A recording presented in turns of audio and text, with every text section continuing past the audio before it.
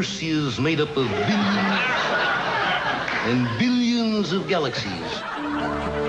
I think, Carl's greatest achievement, as far as I can see, and of course I know very little about all this stuff, and I'm sure a lot of scientists would have very different things to say, but for me is to have illuminated for us just how big and beautiful and enormous and wonderful our universe is. When they found ice on the moon, when they found hints of life on Mars, with discovery after discovery, Dr. Carl Sagan encouraged us all to look to the skies and dream. This has been a remarkable year for NASA.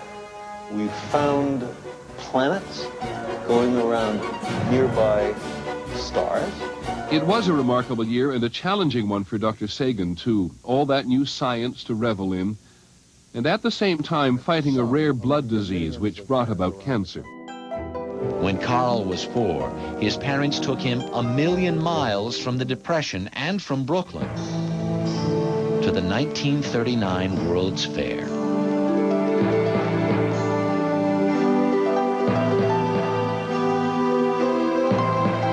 Carl was captivated by this wonderful vision of the future, a world ordered by science, where everything was streamlined and clean and no one was poor.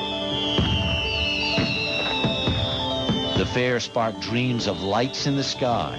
More than just fireworks, he was always dreaming of stars. He must have been 7 or 8.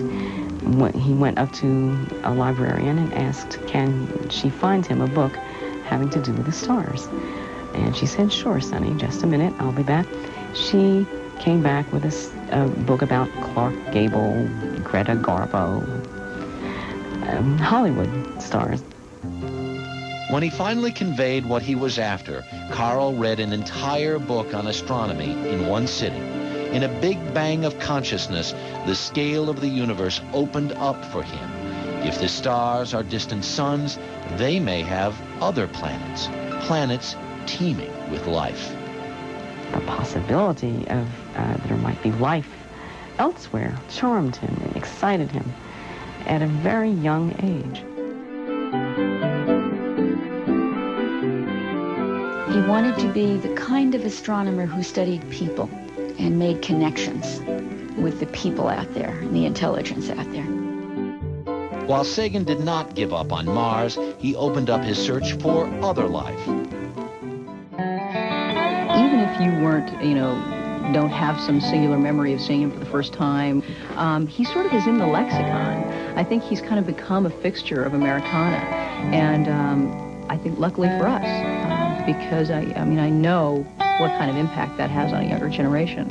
And on myself, just for myself, I knew that there was somebody out there who was talking about a science in a way that I could relate to.